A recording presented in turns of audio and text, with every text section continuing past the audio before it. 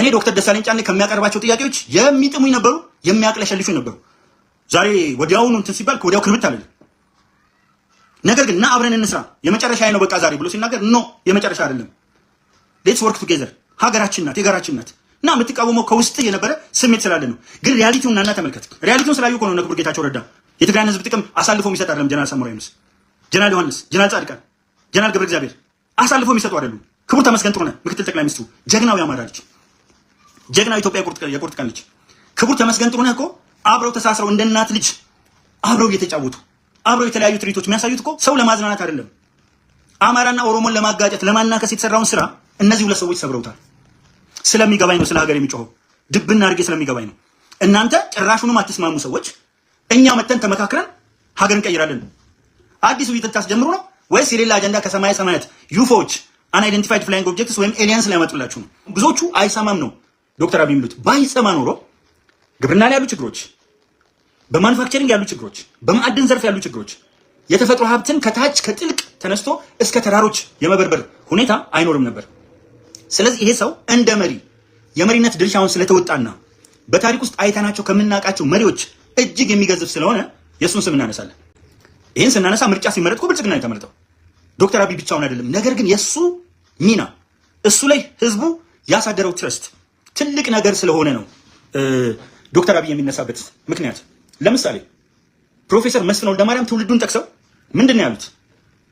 ለኢትዮጵያ ህዝብ ከሰማይ የወረደ ስጦታ 88 ዓመቴ ነው ብለው ወደ የማይቀረው ዓለም ሁላችንም እንሄዳለን ወረፋችንን።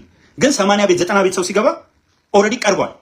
ሌላው 50 ቻንስ አለው፣ እንደውም ከዛ የበለጠ 75%ም ቻንስ አለው። አብዛኛው ሰው መኖር ስለሚችል ተስፋ ያደርጋል። እሳቸው ግን ተስፋ የሚያደርጉበት ነገር አልነበረም። ታሪካዊ ንግግር ግን አስቀምጠው ነው ያለፉት። አርቲስት ደበበ እሸቱን ማየት እንችላለን። ባላቸው የመጨረሻ አብረን እንሰበሰብ ነበረ እዚህ ምንድነው ግሮቭ ጋርደን አካባቢ አንድ ትልቅ የሆነ አገራዊ ፕሮጀክት ለመስራት ታስቦ እዛ ስብስብ ውስጥ 6-7 እንሆናለን ነበርኩኝ ከእሳቸው ጋር። በዛ ሰዓት ላይ እጅግ ደክመው እያለ ይሎ የነበረው ነገር ምንድነው? አርቲስት ደበበ እሸቱ ደክመው ነበረ። በምንነጋገርበት ጊዜ 7 አካባቢ ነን። እየደጋገሙ የሚሉት ነገር ምንድነው? እባካችሁ ከዶክተር አብይ ጎን ቁሙ። ፖለቲከኛ ናቸው፣ ምሁር ናቸው፣ የጥበብ ሰው ናቸው፣ ነገሮችን በጥልቀት መመልከት ይችላሉ። ግን አደራ ይሉ ነበር። ያም አደራ እኮ ነው፣ እንዳይናችሁ ብለን ጠብቁት ነው። ብዙዎችም ብለዋል። መጨረሻ ላይ ያሰቡት ስልጣን ሳይሳካላቸው ሲቀር ካልሆነ እኮ እንደዚህ ሰው የፖለቲካ ምህዳሩን የከፈተ የለም ብለዋል እኮ አይደል እንዴ ጀዋር መሐመድ። እኔ ልደቱን አይደለሁም በኢትዮጵያ ታሪክ አይደለም በዓለም ታሪክ ዶክተር አብይን የሚያክል ቅን የለም ብዬ ስልጣን ሳጣ ቅንቅን ነው ምን ሰው አይደለሁም። እኛ በአቋማችን የጸናን ምን ጊዜ መንግስት የሚሰራቸውን ምርጥና ወርቅ ስራዎች የፓርቲ አባል አይደለሁም፣ ግዴታ አይለብኝም። መንግስት የሚሰራቸው ወርቅ ስራዎች ለሀገር የሚጠቅሙ ሲሆን ከመጀመሪያው ጀምሮ ደግፌያለሁ። ብቻ ሳይሆን አፋችሁን እንደምትከፍቱት ሳይሆን የዛሬ 5 ዓመት ብልጽግና መርጫለሁ ብቻ ሳይሆን ቀስቅሻለሁ እንዲመረጥ የበኩሌን አንድ ጡብ ሚሊዮን ጡብ ቢኖር አንዷ ጡብ የኔ ናት። አወጥቻለሁ እንደናንተ አይደለሁም። ስለዚህ እያንዳንድህ አልሆንልህ ሲል ነው እንጂ ከመሪ ጋር ዘምታለሁ እያልክ ግንባር አብረን ገብተናል እኮ። አልሆን ሲል ግማሹ መሬት ፈልጎ መሬት ሲያጣ፣ ሌላው ስልጣን ፈልጎ ስልጣን ሲያጣ፣ ሌላው የሆነ ሀብት ፈልጎ ሀብት ሲያጣ፣ ዝና ፈልጎ ዝና ሲያጣ፣ ከዛ በኋላ እኮ ነው ጠላት የሆነው። እያንዳንድህ ተሰልፈ ነበር። እያንዳንድህ እሱ አልተቀየረም። ዶክተር አብይ በእያንዳንዱ በጀመረበት ጉዞ ለህዝብ የገባውን ቃል እንዴት እንደፈጸመ ትንሽ ላሳያችሁ። ይሄ በጣም ወሳኝ ስለሆነ እራሱ ካቀረበው ግን እውን ከሆነና ዓለም ከመሰከረለት ሪፖርት ልነሳ። በዚህ ዓመት ኢትዮጵያ የምታስመዘግበው እድገት ከ10.2% እስከ 10.3% ነው አለ ማን? ክቡር ጠቅላይ ሚኒስትር ዶክተር አብይ አህመድ። ይሄን ለማረጋገጥ ከፈለጋችሁ ኢንተርናሽናል ሞኔታሪ ፈንድ፣ እኔ በማስረጃ ነው የምናገረው እንዳንተ በጥላቻ አይደለም። ኢንተርናሽናል ሞኔታሪ ፈንድ ዘንድሮ ከአፍሪካ ባለኝ ፕሮጀክሽን 9.2% እድገት የምታስመዘግበው ኢትዮጵያ ናት ብሎ የዶክተር አብይን ቃል አረጋገጠልን ብቻ አይደለም። የተባበሩት መንግስታት ድርጅት ዋና ጸሐፊ አንቶኒዮ ጉተሬዝ የኢትዮጵያን እድገት ቢያንስ በዓመት አንዴ እመጣለሁ የብርሃን ፍጥነት ነው። ከዚህ በላይ ምስክርነት የለም። የተባበሩት መንግስታት ድርጅት ዋና ጸሐፊ በብርሃን ፍጥነት ኢትዮጵያ እያደገች ነው አሉ። ምን ላደርግህ እኔ? የሸቀጦች ኤክስፖርት በ17 ዓመት ከ1980 እስከ 2000 11 ቢሊዮን ነበር። በ17 ዓመት የሸቀጦች ኤክስፖርት። አሁን ደግሞ በአንድ ዓመት 11 ቢሊዮን ዘሴም ነው።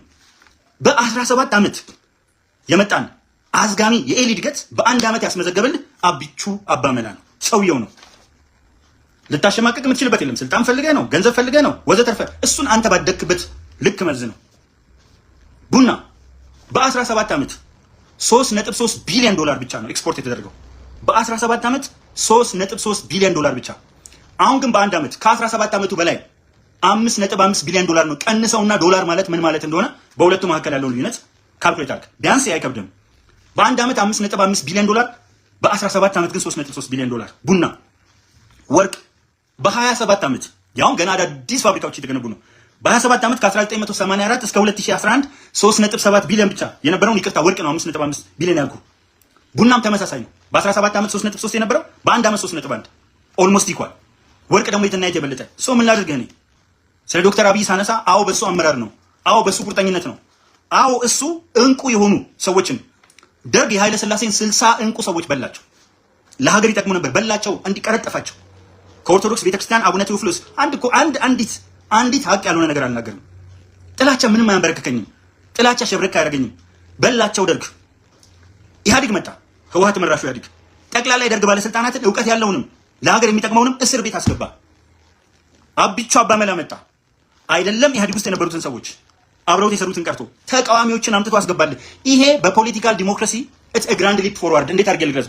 ሩጫ አይደለም፣ ሶምሶም አይደለም፣ እመርታ ነው፣ መስፈንጠር ነው፣ በጣም መወርወር ነው፣ መብረር ነው። ይሄን ልትክደኝ ነው? መበላላት ከነበረበት ምን ከነበረበት አሁንም እለቃለሁ አለ። ተመልከቱ፣ ብዙ የሚለቀቁ ሰዎች አሉ። እንደ ስራቸው ቢሆን ኖሮ ሞት የተፈረደባቸው በህወሓት ቢሆን በደርግ ቢሆን በቅጽበት የተረሸኑ እነዚህን ምህረት አደርጋለሁ አለ። ምህረት ከጥንቃቄ ጋር እኔ ማሰምርበት እሱ ነው። ምህረት ከጥንቃቄ ጋር ከብዙ ክትትሎች ጋር። ምክንያቱም የኢህአፓ አይነት አደረጃጀታቸውና ሴላቸው ቀላል አይደለም። ስለዚህ ወርቅ ላይ ነው። ሪዘርቭ ከ20 እጥፍ በላይ አድርጓል። አጠቃላይ ሪዘርቭ በ27 ዓመት 1 ትሪሊዮን ነው ዶላር እንትን ማለት የተቻለው በ27 ዓመት። አሁን ግን በአንድ ዓመት 1.5 ትሪሊዮን ነው። ከ27 ዓመት በአንድ ዓመት የበለጠባቸው በርካቶች ናቸው። ሶ ምን ላድርግህ እኔ ምን ላድርግሽ እህቴ? ዚስ ኢዝ ዘ ሪያሊቲ፣ አንስኬፔብል ሪያሊቲ ነው። ምን ውጠው ነው እምቢ ካልክ ዳስ መጣል ነው።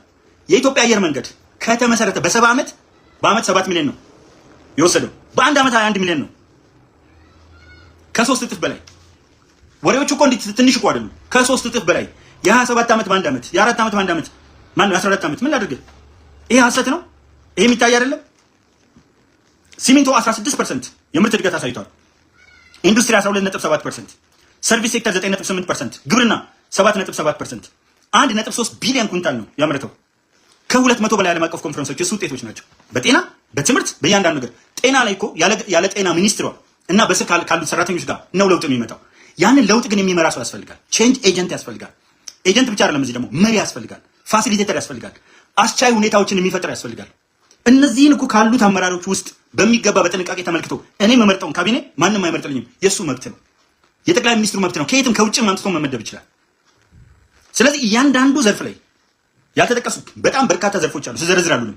ጤና ላይ አይተው አታውቅም፣ እንዲህ አይነት ለውጥ አይተው አታውቅም። ጳውሎስ ሆስፒታል ብቻ 1000 ተጨማሪ አልጋ፣ ዘውዲቱ ሆስፒታል ሂዱና እዩት፣ ምኒልክ ሆስፒታል አይቼዋለሁ፣ የካቲት 12 ሆስፒታል ሳላይ አይደለም ማውራው። ንጽህናው ትናንት የነበረውን አውቀዋለሁ። ጳውሎስ 18 ቀን እያደርኩ አስታመሜበታለሁ። ምኒልክ ሆስፒታል እያደርኩ አስታመሜበታለሁ። እያንዳንዱ ሆስፒታልን አውቀዋለሁ። ዛሬ የመጣው ለውጥ ብቻ አይደለም፣ በአርቲፊሻል ኢንተለጀንስ የሚታገዝ ሆስፒታል ውጪ መሄድን ለማስቀረት በየሰፈሩ ጤና ጣቢያዎች። በነገራችን ላይ አዲስ ምንጭ ሚዲያ ላይ ብቻ ነው የምተነትነው፣ ተናግሬያለሁ። አዲስ ምንጭ ሚዲያ ዩቲዩብ ቻናል ላይ በየቀኑ ትንታኔ ያለ። ነገር ግን አልፎ አልፎ ከዚህ ይሄንን አሁን በስፋት ተንትኛለሁ። አዲስ ምንጭ ላይ እያንዳንዱ ነጥብ በነጥብ ከምርጫው ጀምሮ ተንትኛለሁ። በቃ እኮ እነዚህ ሌሎቹ በተደጋጋሚ መሸነፍ የማይሰለቻቸው ሰዎች ናቸው። ምርጫው እኮ ከፍተኛ አሸናፊነት ነው። የህዳሴውን ግድብ ሽጧል ብላችሁ እንዳልተሸጠና ከተሞቻችን ከ100 በላይ ከተሞች ሲንቦገቦጉ፣ ገጠሩ ሲንቦገቦግ በኤሌክትሪክ ብርሃን ከሸፋችሁ እኮ ተሸነፋችሁ። ስለማታፍሩ እኮ ነው እየደጋገሙ ይመጣሉ አጀንዳ ይዘው። ይሄ መንጋው ደግሞ ዝም ብሎ ይከታተላቸዋል። እኔ መንጋውን ለማዳን ነው የምታገለው፣ መንጋውን። ሌላውማ ኢትዮጵያ ህዝብ እኮ መርጧል። 99% 99.76 ትገደላለህ እየተባለ መስዋዕትነት ከፍሎ እኮ ነው የመረጠው። ወታደር እኮ ሆኗል፣ መከላከያ ሆኗል እኮ ኢትዮጵያ ህዝብ። ትገደላለህ እየተባለ እኮ ነው ወጥቶ አማራና ኦሮሚያ ክልል የመረጠው። ስለዚህ የመረጠው ለምንድን ነው? ስለሚያውቀው ነው። ከዚህ በላይ እኮ ድል የለም። ምርጫውን እናደናቅፋለን፣ ምርጫ አይኖርም። ድሮ የዛሬ 5 ዓመት ከመስከረም 30 በኋላ መንግስት የለም አላችሁ። አሁንም የወደቀ መንግስት ነው። የወደቀ ሳይሆን ከመቆም በላይ የቆመ መንግስት መሆኑ በግልጽ ቋንቋ ነገራችሁ እኮ። ወላ ሻቢያ ወላ ወያኔታው ሱዳን ብትመጣ ዳትስ ራይት፣ ደግሞ ጥያቄ የለውም። ስለዚህ ደጋግማችሁ እኮ ነው የከሸፋችሁት፣ ደጋግማችሁ ነው የወደቃችሁት። እራሳችሁ እንደዚህ መንግስት አቅም የለውም።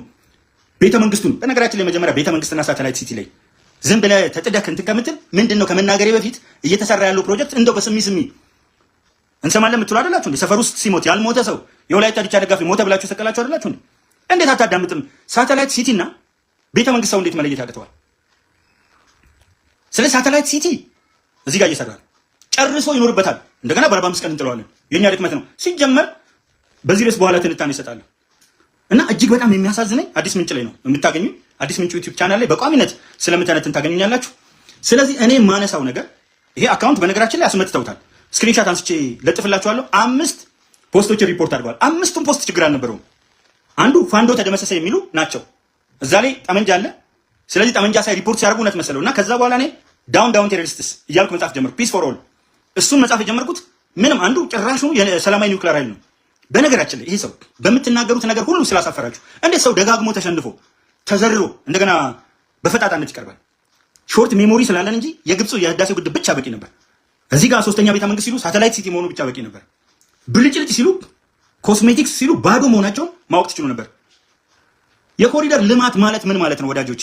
እስቲ አንድ ጊዜ ልክ እንደ ተማሪዎች ወደ ሐሳባችሁና የኮሪደር ልማት ማለት ምን ማለት ነው? ኮንስትራክሽኑ የኮሪደር ልማት ነው። ከተማ ውስጥ ያያችኋቸው ከእንጦጦ እስከ ቀበና እያንዳንዱ የምታዩቸው ነገሮች የኮሪደር ልማት ናቸው። የከተማው ኮንስትራክሽን የኮሪደር ልማት ነው። 7ቱ ሰፋፊ የገበያ ማዕከላት የኮሪደር ልማት ናቸው። ዘርዝረን ማጨረሳቸው ፓርኪንጎች የኮሪደር ልማት ናቸው። ሰፋፊ ዓለም አቀፍ ስታንዳርዳቸውን የጠበቁ መንገዶች። የእግረኛ መንገድ እንደዚህ አይነት አይቻለቅም። በደንብ ዞር ያለ የእግረኛ መንገድ በዚህ ደረጃ ሳይክል ያለበት፣ የአይነ ስውራን መንገድ ያለበት፣ የእግረኛ መንገድ ያለበት በሁለት አቅጣጫ ሰፊ አይቻለቅም። ስለዚህ እያንዳንዱ ነገር ላይ ለውጥ ያላመጣበት የለም። ትምህርት ቤት ሲባል ፕሮፌሰር ብርሃኑ ነጋ የዘላለም ምኞቱ ነበር ትምህርት መምራትና ትምህርት ላይ ለውጥ ማምጣት። ስለዚህ ኩረጃ ሲያስቀር ብዙ ተማሪዎች ወደቁ፣ ስለዚህ ምናምን ተባለ። አልፈው የወደቀ አሳልፈ የወደቀ የትምህርት ሲስተም የወደቀ አጠቃላይ ሲስተም ሆዱስ መቀስ የሚረሳ ሐኪም ተማሪ የሚገድል መምህር ከማፍራት እንኳን ጣላቸው እንደገና እንዲበቁ ነው የተደረገው እንጂ ተጥለው እንዲወድቁ አልተደረገም። ብቻ ሳይሆን ደቡብ አፍሪካ ዩኒቨርሲቲ በር ላይ ያለ አንድ ጽሑፍ ምን ይላል? ሀገርን መግደል ከፈለክ ይላል፣ ድብና አድርገህ መግደል ከፈለክ የመጀመሪያው ትልቁ ነገር ተማሪዎች እንዲኮራረጁ ፍቀድላቸው። በመኮረጅ ያለፈ ጠባቂ ነው ሁልጊዜ። በምንም ተአምር አዲስ ነገር ለመፍጠር የሚያስችል እውቀት አይኖረውም። ጎበዞችን እያሳቀቅን ስትወጣ አሳይሃለሁ ካልሰጠ እያልን የጎበዝ ተማሪዎችን በነገራችን ላይ ሰነፍ ተማሪ የለም በእኔ እምነት፣ ግን የተሻለ ብቃት ያላቸውን ተማሪዎች በዛ ምዘና በሌላ ምዘና አልመዝናቸውም። ሰዎች ሩጫ ከሆነ ሩጫ ነው፣ እግር ኳስ ከሆነ እግር ኳስ ነው፣ ትምህርት ከሆነ ትምህርት ነው። በዛ ምዘና ውስጥ የተሻሉ ተማሪዎች እንዳይሰሩ ከኋላ ጉልቤ እያሰቃያቸው የሰሩና የለፉ ወድቀው ዋልጌ መምህራን ስለማይጠፉ መልስ ሰጥተው የሚያሳልፉበት በጉቦ ተማሪዎች የሚያልፉበት ሂደት ነበር። እነዚህ ሰዎች 35,000 ቅድመ መደበኛ ትምህርት ቤት ምን ማለት እንደሆነ ገባ ብሎ ልጅ የሌለው ወይ የቤተሰብ ልጅ የሌለው የለም። አብዛኛው ውረዱና ታች ያለውን ትምህርት ተመልከቱት፣ እንዴት አድርገው ተማሪዎች እየተገነቡ እየመጡ እንደሆነ አንስቻለሁ። አንድ ትምህርት ቤት እዚህ አራብሳ አካባቢ አይቼ ነበር፣ ጎልደን ጎል ትምህርት ቤት የሚባል የአንደኛ ክፍል ተማሪዎች የሚያቀርቡት ፕሬዘንቴሽን ይገርማል። ተማሪዎቹ በሙሉ የሚያቀርቡት የፈለገ የለማመዱ ችለው የሚያቀርቧቸው ዲያሎጎች፣ የሚያስተላልፏቸው መልእክቶች፣ የስካውት ፕሮግራማቸው በጣም በርካታ ነገሮች እጅግ የሚያስደስቱ ናቸው። የትምህርቱን ጥራት ከስር ጀምሮ የማስተካከሉ ሂደት በጣም እየተሰራበት። አንድ መሪ ሁሉም ቦታ መግባት አይችልም። ኦቨርኦል የሚሰጣቸው አቅጣጫዎች፣ የሚያደርጋቸው ክትትሎች ያለ እረፍት የሚኒስትሮች ምክር ቤትን ይመራል። የሚኒስትሮች ምክር ቤትን ያለ እረፍት መራ ማለት ትምህርት ላይ የሚመጣው ለውጥ ላይ እየገመገመ ከፕሮፌሰር ብርሃኑ ነጋ አርበኞች ግንቦት 7 ኢዜማ ተቃዋሚዎችን በማካተት መሄዱን እያሳየን መሆኑን ነው። ስለ ሳይንስና ቴክኖሎጂ ስለ ኢኖቬሽን ስናወራ ተባባሪ ፕሮፌሰር በለጠ ሞላን ረሳን ማለት አይደለም። እያንዳንዱ ሴክተር ላይ በምንናገርበት ጊዜ ክቡር ጠቅላይ ሚኒስትር ዶክተር አብይ አህመድን ስናየው እሱ በሰጠው አቅጣጫ፣ ለምሳሌ ስለ አሜሪካ የሆነ ታሪክ ስናወራ ስለ ዩኒፊኬሽኑ አብርሃም ሊንከን ይመጣል ከፊት ለፊት።